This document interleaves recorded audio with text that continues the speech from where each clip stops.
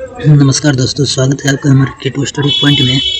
आज हम प्राचीन भारत का एक महत्वपूर्ण चैप्टर जिसका नाम सिंधु घाटी सभ्यता है, उसके बारे में आज हम पढ़ने वाले हैं इस वीडियो में। आइए इस वीडियो को स्टार्ट करते हैं। और आप इस चैनल पर नए हैं तो प्लीज़ सब्सक्राइब कर दीजिएगा चैनल को, ताकि हमारा अगला वीडियो भी आपको मिल जाए। आइए स्टार्ट करते हैं। सिंधु घाटी सभ्यता। सबसे पहले इस सभ्यता के बारे में कुछ जान लें। इसका इतिहास, मतलब सिंधु घाटी सभ्यता, ये नाम कहाँ से आया, इसका दूसरा नाम हड़प्पा सभ्यता, ये कहाँ से पड़ा। ठीक है, आइए स्टार्ट करते हैं।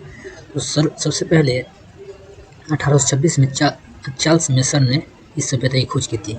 हालांकि उन्होंने इस सभ्यता के बारे में कुछ ज़्यादा नहीं बताया है, इसलिए उनका नाम नहीं आता है। लेकिन सबसे पहले 1826 में ही चार्ल्स मेसन ने खोज किया था। इसके बाद 1856 में जब कराची से लाहौर के बीच मध्य रेल लाइन बिछाई जा रही थी, उस समय ब्रंटन बंधु ने सरकार को सूचना दी, लेकिन उन्होंने भी इस पर ज़्यादा ध्यान नहीं दिया, इसलिए यह सभ्यता उजागर नहीं हो पाई। उसके बाद सन 1921 में दयानंद साहनी ने इस सभ्यता की खोज की थी, और यही इसके असली खोजकर्ता है। इस सभ्यता के असली खोजकर्ता दयानंद साहनी है, जो 1921 में इस सभ्यता की खोज की थी। हालांकि सबसे पहला जो स्थान खोजा गया था हड़प्पा था। सबसे पहला स्थान जो खोजा गया था वो हड़प्पा था, इसलिए इसे हड़प्पा नाम से भी जाना जाता है। और यह सभ्यता सिंधु नदी के किनारे थी। ये जो सभ्यता थी यह सिंधु नदी के किनारे थी, इसलिए इसे सिंधु घाटी सभ्यता के नाम से जाना जाता है। ठीक है, और यह सभ्यता 2500 ईसा पूर्व से 1750 ईसा पूर्व तक मानी जाती है कार्बन डेटिंग पद्धति द्वारा। हड़प्पा सभ्यता कार्बन डेटिंग पद्धति द्वारा 2500 से 1750 ईसा पूर्व मानी जाती है। ठीक है, हड़प्पा सभ्यता भारतीय उपद्वीप की प्रथम नगरीय क्रांति मानी जाती है। यह भारतीय महाद्वीप की प्रथम नगरीय क्रांति मानी जाती है। ठीक है, भारतीय पुरातत्व के जन्मदाता कौन है? अलेक्जेंडर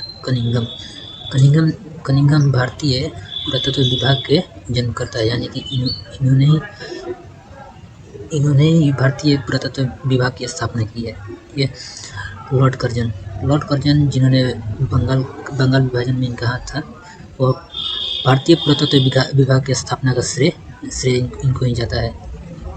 ठीक है, हड़प्पा सभ्यता कांस्य युगीन सभ्यता थी। यह एक कांस्य युगीन सभ्यता थी। ठीक है, हड़प्पा की सीमाएं कहाँ तक विस्तृत है जानते हैं। इसकी सीमाएं कहाँ तक विस्तृत थी? उत्तरी सीमा मांडा, जो फिलहाल जम्मू कश्मीर में है, वह मांडा तक उत्तर में है, और दक्षिण में दैमाबाद जो महाराष्ट्र में है, और पूरब में आलमगीरपुर जो मेरठ में है, और पश्चिमी सीमा हिस्सा है सुदकांडेगोर जो बलूचिस्तान में है। चलिए बढ़ते हैं। थोड़ा कौन सा स्थल कहाँ पे है, आइए थोड़ा उसके बारे में जान लें। ठीक है, हड़प्पा है, रावी नदी किनारे है। मोहनजोदड़ो सबसे बड़ा जो खोजा गया था स्थल, वह मोहनजोदड़ो था, और यह सिंधु नदी किनारे है, इसलिए इसे सिंधु घाटी सभ्यता कहते हैं। सबसे बड़ा स्थल था मोहनजोदड़ो। ठीक है, जितना भी यहाँ खोजा गया स्थल, उन सब में सबसे बड़ा स्थल था मोहनजोदड़ो। लोथल फिलहाल अभी गुजरात यानी कि भारत में है, और यह है भगवा नदी किनारे है लोथल। कालीबंगा है घग्गर नदी किनारे। रोपड़ है आपका सतलज नदी किनारे। और आलमगीरपुर, यह भी एक स्थल था जो आपका पूर्वी क्षेत्र में था। आलमगीरपुर हिंडन नदी के किनारे है। और सुदकांडेगोर ये दाशक नदी के किनारे है, जो आपका पश्चिम में था। लास्ट पश्चिम में यही स्थल है। कुड़ाल है जो है सरस्वती नदी किनारे है। और बनवाली आपका ये भी सरस्वती नदी किनारे है। चन्होद्रो है आपका सिंधु नदी किनारे। सिंधु घाटी सभ्यता में जितने भी स्थल मिले हैं वो कौन खोज किए हैं, आइए के बारे में थोड़ा जान लें। मोहनजोदड़ो की खोज किसने की है? राखलदास बनर्जी ने मोहनजोदड़ो की खोज की है, एवं मार्टिमर व्हीलर। इनका नाम तो कहीं आता नहीं है, लेकिन जान लीजिएगा, इन्होंने भी खोज किया था। हालांकि मेन खोजकर्ता यही है।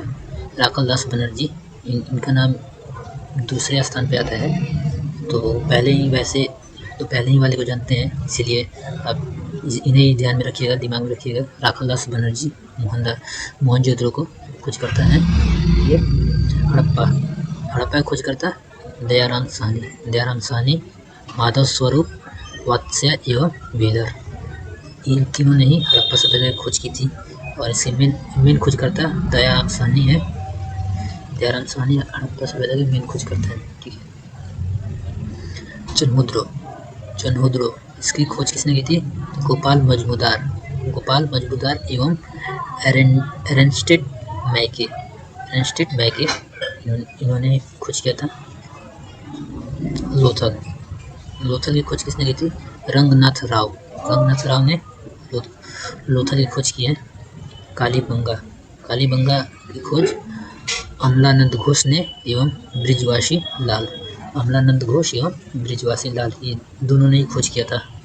कालीबंगा की खोज दोनों ने की। बनवाली, अगला है बनवाली की खोज किसने की थे? रविंद्र सिंह वशिष्ठ ने बनवाली की खोज की थी। रोपड़ की खोज किसने की है? यज्ञदत्त शर्मा ने रोपड़ की खोज की है। ठीक है। और आखिरी हमारा सुतकांडे गोड़, इसका खोज सर माइकल ऑरेनस्टाइन ने किया था। हालांकि इतना ही स्थान नहीं है, लगभग अभी तक 1500 से ज़्यादा स्थान खोजे जा चुके हैं। हड़प्पा सभ्यता के लगभग 1500 से ज़्यादा स्थान खोजे जा चुके हैं, जो लगभग 925 तो सिर्फ भारत में ही खोजे जा चुके हैं।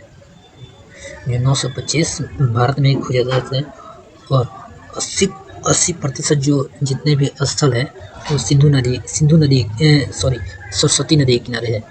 80% जो स्थल खोजे गए हैं, जितने भी स्थल खोजे गए हैं, उनमें से 80% स्थल सरस्वती नदी के किनारे हैं। ठीक है। नगर विन्यास पद्धति, उस समय की नगर किस प्रकार की थी? मतलब जो नगर बनाए गए थे वो किस प्रकार के बनाए गए थे? तो जाल पद्धति बनाई गई थी। मतलब उस समय की जो नगर विन्यास पद्धति थी वो जाल पद्धति यानी ग्रिड सिस्टम थी।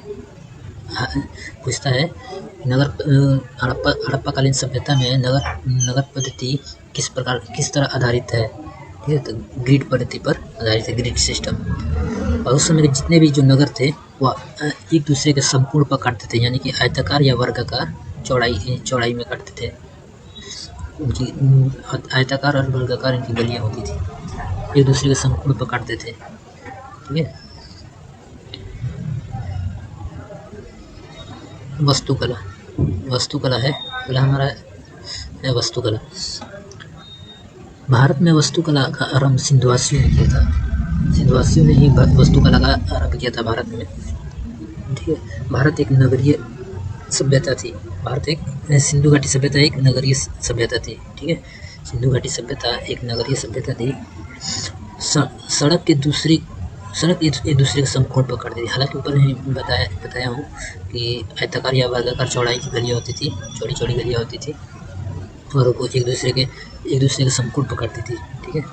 भवन 2 मंजिला, अधिकांश जितने भी भवन होते थे सिंधु घाटी सभ्यता में 2 मंजिला होते थे, और जितने भी भवन के दरवाजे थे वो सब बाहर की ओर खुलते थे। ठीक है। सड़क के मतलब बाहर की ओर, सड़क की ओर खुलते थे। ठीक है।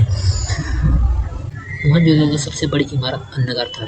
मोहनजोदड़ो में जो सबसे बड़ी जो बिल्डिंग थी वह अन्नगार थी। अन्न रखा गया था, वही सबसे बड़ी बिल्डिंग थी मोहनजोदड़ो की। ठीक है। मोहनजोदड़ो में फर्श जो होते थे वो कच्ची होते, केवल कालीबंगा में आपके पक्के फर्श मिले हैं। कालीबंगा में सिर्फ पक्के फर्श का साक्ष्य मिला है।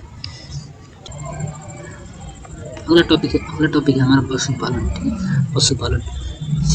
सिंधुवासी हाथी व घोड़े से परिचित थे। उन्होंने हाथी और घोड़े को बारे में जानते थे। ठीक है। किंतु उन्हें पालतू बनाने में असफल रहे। वे उन्हें पालतू नहीं बना पाए थे सिंधुवासी। ठीक है। घोड़े का जो साक्ष्य मिला है सुरकुटदा से मिला है। सुरकुटदा से इसका साक्ष्य मिला है। ठीक है। और सिंधुवासी गेंडा, बंदर, भालू, आदि जंगली जानवरों का ज्ञान था। इन सभी का भी उनके पास उस समय में इन सभी का ज्ञान था। गेंडा का, बंदर का, भालू का, खरहा का, सभी आदि जंगली जानवरों का उनका ज्ञान था उस समय। लेकिन शेर का साक्ष्य नहीं मिला है। शेर का साक्ष्य नहीं मिला है कि शेर की जानकारी थी कि नहीं थी उन लोगों को, इसका कोई साक्ष्य नहीं मिला है। ठीक है, अगला टॉपिक है हमारा व्यापार एवं वाणिज्य से। व्यापार एवं वाणिज्य से है। सिंधु सभ्यता में मुद्रा का प्रचलन नहीं था। उस समय मुद्रा का प्रचलन नहीं था, वस्तु विनिमय प्रणाली थी। वस्तु विनिमय मतलब एक वस्तु देकर दूसरी वस्तु उसके बदले में दूसरी वस्तु लिया करते थे। क्रय विक्रय वस्तु विनिमय प्रणाली आधारित थी। ठीक है, मतलब एक वस्तु देकर उसके बदले दूसरा वस्तु ले ले। सिंधुवासी के लोग अन्य सभ्यता के लोगों के साथ व्यापार करते थे। उनका जो व्यापार करते थे अन्य लोगों से भी व्यापार किया करते थे। जैसे टीन का व्यापार किया करते थे। अफगानिस्तान और ईरान से किया करते थे। अफगानिस्तान और ईरान से किया करते थे टीन का व्यापार। और तांबा का खेतड़ी से किया करते थे, जो राजस्थान में है। तांबा का वहाँ से किया करते थे राजस्थान से। और चांदी का किया करते थे अफगानिस्तान एवं ईरान। चांदी का अफगानिस्तान एवं ईरान, और टीन का भी अफगानिस्तान एवं ईरान से किया करते थे। सोना किया करते थे अफगानिस्तान एवं दक्षिण भारत में किया करते थे, और अफगानिस्तान में। हालांकि ये सभी भारत में ही थे उस समय। सीसा ईरान, अफगानिस्तान एवं राजस्थान, ये तीन जगह से सीसा का व्यापार किया करते थे। लाजवर्द ये मेसोपोटामिया और अफगानिस्तान से किया करते थे। मेसोपोटामिया और अफगानिस्तान से किया करते थे व्यापार। हड़प्पा सभ्यता में शिल्पियों एवं व्यापारियों का शासन होता था। जो शिल्प होते थे वहाँ के और व्यापारियों, उन्हीं का शासन हुआ करता था हड़प्पा सभ्यता में। ठीक है, अगला टॉपिक है हमारा धर्म के बारे में, मतलब किस देवता को पूजा करते थे, धर्म। ठीक है, हमारा धर्म। हड़प्पा सभ्यता से मंदिर का कोई साक्ष्य प्राप्त नहीं हुआ, यानी कि उस समय मंदिर नहीं हुआ करते थे। ठीक है, और मोहनजोदड़ो में एक मुहर स्वास्तिक का चिन्ह मिला है। मुहर से स्वास्तिक का चिन्ह मिला है। स्वास्तिक का चिन्ह मुहर से मिला है, प्राप्त हुआ है। हड़प्पा सभ्यता के मुख्य रूप से कुबड़े वाले सांड की पूजा करते थे। कुबड़ वाले सांड की पूजा करते थे हड़प्पावासी। ठीक है,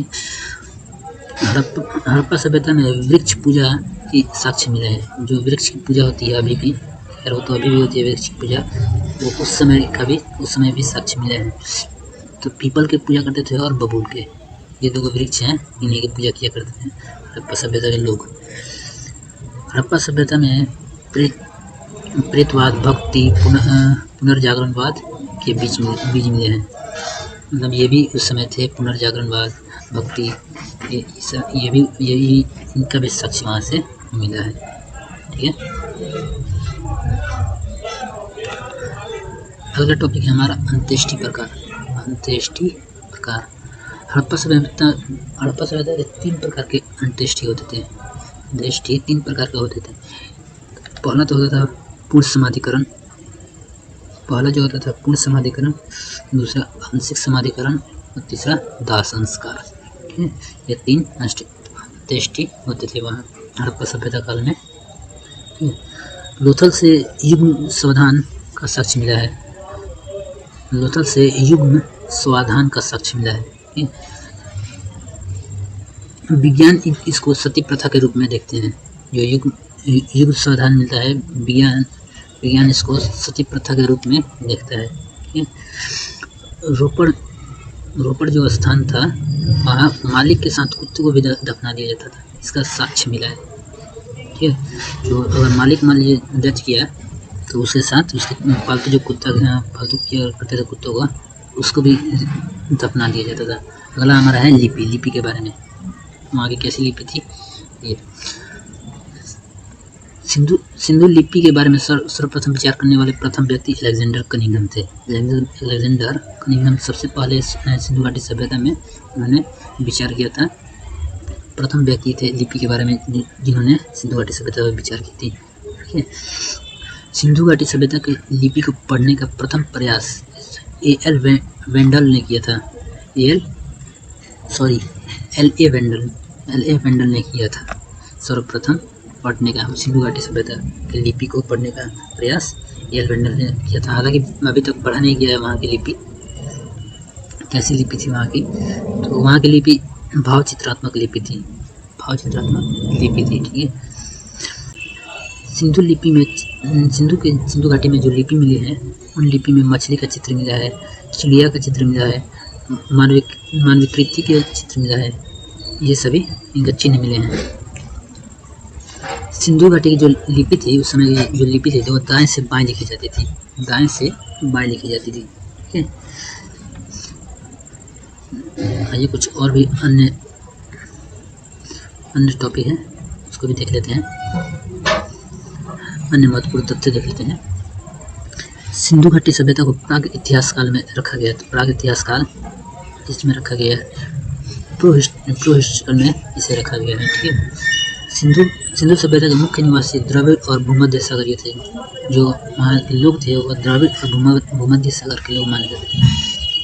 भूमध्य सागर से वो आए थे सिंधुवासी, ऐसा मानना था। सिंधु सभ्यता का सर्वाधिक स्थल गुजरात में खोजा गया है, सबसे सर्वाधिक स्थल गुजरात में खोजा गया है। जो नामियर स्थल है गुजरात का वह है लोथल जो है वह गुजरात में है। लोथल और सुतकोटदा सिंधु सभ्यता के बंदरगाह थे। यहीं से जो समुद्र के रास्ते से व्यापार किया जाता था। अफगानिस्तान, ईरान, इन सब देशों में व्यापार किया जाता था, इसी गुजरात से ही किया जाता था।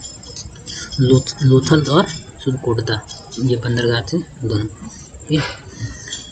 मान के बनाने का कारखाना लोथल में एवं चिन्हुद्रो से प्राप्त हुआ है। मान के बनाने का कारखाना जो था वह लोथल से एवं चिन्हुद्रो से प्राप्त हुआ है। सिंधु सभ्यता के मुख्य फसल जौ एवं गेहूँ थे। गेहूँ थे मुख्य फसल जो थे सिंधु सभ्यता में, जौ एवं गेहूँ थे। वहाँ की जो तौल की इकाई होती थी वह 16 के अनुपात में होती थी। जितने भी सामान तोले जाते थे 16 के अनुपात में तोले जाते थे, ठीक है। सिंधु सभ्यता के लोग धरती की पूजा उर्वरकता की देवी के रूप में करते थे। सिंधु सभ्यता के लोग जो थे धरती की पूजा उर्वरकता की देवी के रूप में किया करते थे, ठीक है। सिंधु सभ्यता में मातृ देवी की पूजा की जाती थी, ठीक है। सिंधु सभ्यता मात्र सत्तात्मक सभ्यता थी। उस समय जो सभ्यता थी मात्र सत्तात्मक सभ्यता थी, ठीक है। पर्दा प्रथा और वैश्याकृति सिंधु सभ्यता में प्रचलित थी।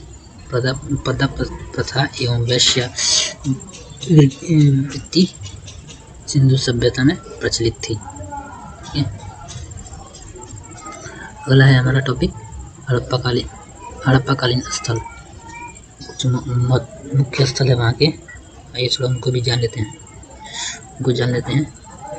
कौन स्थल जो मुख्य स्थल है उसी को देखेंगे हम लोग। पहला है हमारा हड़प्पा जो है वह रावी नदी किनारे है, यह रावी नदी किनारे है और इसकी खोज दयाराम साहनी ने की थी। हड़प्पा की खोज दयाराम साहनी ने की थी 1921 ईस्वी में। 1921 ईस्वी में इसकी खोज दयाराम साहनी ने की थी। शंख का बना हुआ बैल, वहाँ से शंख का बना हुआ बैल, नटराज की जो आकृति होती है उसी आकृति की एक मूर्ति प्राप्त हुआ था। हालांकि नटराज की आकृति नहीं है, उसी जैसे जिस प्रकार की नटराज की आकृति वाली मूर्ति है उसी प्रकार की मूर्ति वहाँ में पाए गए थे, ठीक है। और पैर में सांप दबाए हुए गरुड़, जो गरुड़ है पैर में सांप दबाए हुए, और मछुआरे के चित्र, ये दो को वहाँ से प्राप्त हुआ है। कहाँ से? हड़प्पा से, ठीक है। सिर के बल खड़ी नग्न स्त्री का चित्र, ठीक है। सिर के बल खड़ी नग्न स्त्री का चित्र प्राप्त हुआ है, और जिसके गर्भ में पौधा निकला दिखाई दे रहा है, जिसके गर्भ से पौधा निकला दिखाई दे रहा है, ठीक है। ये सब हड़प्पा से प्राप्त हुआ है, ठीक है। अगला है हमारा मोहनजोदड़ो, ठीक है। मोहनजोदड़ो या सिंधु नदी के किनारे है, मोहनजोदड़ो। इसकी खोज राखल दास बनर्जी ने की थी। इसकी खोज राखल दास बनर्जी ने की थी। हड़प्पा काल जब खोजा गया था उससे 1 साल बाद इसकी खोज हुई थी, 1900 यानी 1922 में। 1921 में हड़प्पा की खोज हुई थी और 1922 में मोहनजोदड़ो की खोज हुई थी। मोहनजोदड़ो में पक्की ईंटों से भवन बनाई गई थी। जितनी भी पक्की ईंटें होती थी उनसे भवन बनाई गई थी, ठीक है। और सीढ़ी के भी साक्ष्य मिले हैं वहाँ से। उस समय भी सीढ़ी हुआ करते थे और दो मंजिला इमारत थी वहाँ पे। 2 मंजिला इमारत थी और सीढ़ी के साक्ष्य मिले हैं। प्रवेश द्वार गली में हुआ करते थे, गली से ही प्रवेश द्वार हुआ करते थे। और जितने भी घर के मेन दरवाजे हुआ करते थे वह सब बाहर की तरफ हुआ करते थे। कांसे की एक नर्तकी की मूर्ति प्राप्त है। कांसे की एक नर्तकी उसकी मूर्ति प्राप्त है, ठीक है। एक श्रृंगार पशु की आकृति वाले मुहर प्राप्त है। मतलब एक जो मुहर होता है फिलहाल अभी जो इसे सिक्का बोलते हैं मुहर, उस समय मुहर पर एक सिंह वाला पशु का आकृति प्राप्त है, उस समय इसकी प्राप्त हुई है। इसे मृतकों का टीला भी कहते हैं। मोहनजोदड़ो को मृतकों का टीला कहा जाता है। लोथल, अगला हमारा है लोथल। भगवा नदी के किनारे जो स्थित है और यह गुजरात में है। भगवा नदी के किनारे है, गुजरात में स्थित है लोथल। यहाँ से गोदीवाड़ा का साक्ष्य प्राप्त है और चावल एवं बाजरा का साक्ष्य भी प्राप्त है। यहाँ से दो मुँह वाले राक्षस के अंकन वाली मुद्रा प्राप्त है। 2 मुँह वाले राक्षस के अंकन वाली मुद्रा भी यहाँ से प्राप्त है। पंचतंत्र में जो चलाक लोमड़ी थी उसका भी साक्ष्य यहाँ से प्राप्त हुआ है। चलाक लोमड़ी का साक्ष्य यहाँ से प्राप्त हुआ है। कहाँ से? लोथल से, ठीक है। मम्मी का उदाहरण भी प्राप्त हुआ है। मम्मी यानी कि जो शरीर को कोई केमिकल लगाकर और उसे कॉफिन में रखते हैं, जिसी को मम्मी बोलते हैं, उसी का साक्ष्य प्राप्त है यहाँ से। और बतख, बारहसिंगा, गोरिल्ला के अंकन वाली मुद्रा प्राप्त है, यहाँ से सभी प्राप्त हुआ है। अंकन यानी कि उस पर जो मुद्रा पर छपा होता है इसी को बोलते हैं अंकन, ठीक है। अगला है हमारा कालीबंगा, चौथा नंबर है कालीबंगा। यह घग्गर नदी के किनारे है और राजस्थान में स्थित है, ठीक है। यह घग्गर नदी के किनारे राजस्थान में स्थित है। कालीबंगा का शाब्दिक अर्थ होता है काले रंग की चूड़ी, काली चूड़ियाँ यानी काले रंग की चूड़ियाँ, ठीक है। शाब्दिक अर्थ इसका यही होता है कालीबंगा, काले रंग की चूड़ियाँ, ठीक है। प्राक हड़प्पा एवं विकसित हड़प्पा दोनों का साक्ष्य यहाँ से प्राप्त है। प्राक यानी पुरानी जो हड़प्पा थी और जो विकसित हड़प्पा थी दोनों का साक्ष्य यहाँ से प्राप्त है। जोते हुए खेत और सरसों का साक्ष्य यहीं से प्राप्त हुआ है। कालीबंगा से जोते हुए खेत का साक्ष्य और सरसों का साक्ष्य यहीं से प्राप्त हुआ है कालीबंगा से। एक सिंह वाले देवता का साक्ष्य यहीं से प्राप्त हुआ है, एक सिंह वाले देवता, ठीक है। कपास में छेद वाले बालक का शव प्राप्त है। सॉरी, कपाल में छेद वाले बालक का साक्ष्य यहीं से प्राप्त हुआ है, उसका शव प्राप्त हुआ है। चनहुद्रो अगला है हमारा चनहुद्रो, ठीक है। चनहुद्रो है आपका मान के बनाने का कारखाना यहाँ से प्राप्त हुआ है। ईंट पर बिल्ली का पीछा करते हुए कुत्ते का चिन्ह प्राप्त हुआ है, पैर के चिन्ह प्राप्त हुए हैं, ठीक है। जो ईंट वहाँ पे थे उन्हीं पे बिल्ली का पीछा करते हुए कुत्ते का पैर का चिन्ह प्राप्त हुआ है, पद चिन्ह, पैर का चिन्ह प्राप्त हुआ है, ठीक है। अगला हमारा है बनवाली, ठीक है। बनवाली यह हरियाणा के हिसार जिले में स्थित है, ठीक है। अच्छे किस्म के जौ प्राप्त है यहाँ से। बनवाली से जितने भी अच्छे किस्म के जौ होते थे यहीं से प्राप्त हैं। हल की आकृति वाले खिलौना प्राप्त है, हल की आकृति जैसे खिलौना है यहीं से प्राप्त है। रोपड़ अगला है हमारा रोपड़, पंजाब के सतलज नदी के किनारे है। यह रोपड़ पंजाब के सतलज नदी के किनारे है, रोपड़ पंजाब में स्थित है, सतलज नदी के किनारे। यहाँ पे मानव के साथ कुत्ते को दफनाने का साक्ष्य मिला है। मतलब जो कुत्ता पालता था मालिक, जब वो मर जाता था उसके साथ कुत्ते को भी दफना दिया जाता था। उसी का साक्ष्य यहाँ से प्राप्त है, रोपड़ से। धौलावीरा गुजरात के भरूच जिले में स्थित है। भरूच जिले में गुजरात स्थित है धौलावीरा। जल प्रबंध के लिए 16 जलाशय प्राप्त है। यहाँ से जल प्रबंध के लिए 16 जलाशय प्राप्त है। और यह सबसे बड़ा जो गायों का चारागाह होता है, गाय बकरियों का सबसे बड़ा चारागाह यही था, धौलावीरा। सुरकोटदा गुजरात के कच्छ जिले में स्थित है। गुजरात के कच्छ जिले में स्थित है। यहाँ से शॉपिंग कॉम्प्लेक्स का साक्ष्य मिला है। शॉपिंग कॉम्प्लेक्स का साक्ष्य मिला है। और घोड़े की अस्थियाँ प्राप्त है यहाँ पे, यानी कि उनका कंकाल यहाँ से प्राप्त है। हमारा हड़प्पा सभ्यता का आखिरी टॉपिक है, हड़प्पा सभ्यता पतन का कारण क्या था। ठीक है, हालांकि वैज्ञानिकों ने सभी वैज्ञानिकों ने अलग अलग अपना राय दिया है। ठीक, आइए देखते हैं। पारिस्थितिक असंतुलन। कुछ वैज्ञानिकों का मानना है पारिस्थितिक असंतुलन के कारण हड़प्पा सभ्यता का पतन हुआ। कुछ का मानना है जल प्लावन के कारण हुआ है। कुछ का मानना है सूखता के कारण घग्गर नदी सूखना, सूखता यानी कि घग्गर नदी जो सूख गया, इसके कारण हड़प्पा सभ्यता का पतन हो गया। कुछ का मानना है बाहरी आक्रमण हुआ, इसके कारण हड़प्पा सभ्यता का पतन हो गया। कुछ का मानना है प्रशासनिक शिथिलता। कुछ का मानना है बाढ़ आ जाने के कारण पतन हो गया। कुछ का मानना है जलवायु परिवर्तन। सभी वैज्ञानिकों ने अलग अलग अपना अपना राय दिया है। हालांकि अधिकांश में तो यही साबित हुआ है कि जलवायु परिवर्तन होने के कारण ही हड़प्पा सभ्यता का पतन हुआ। ठीक है, चलिए आज का वीडियो हमारा यहीं समाप्त होता है। अगला वीडियो जल्दी लाएंगे। और चैनल पर अगर आप नए हैं तो प्लीज़ सब्सक्राइब कर दें।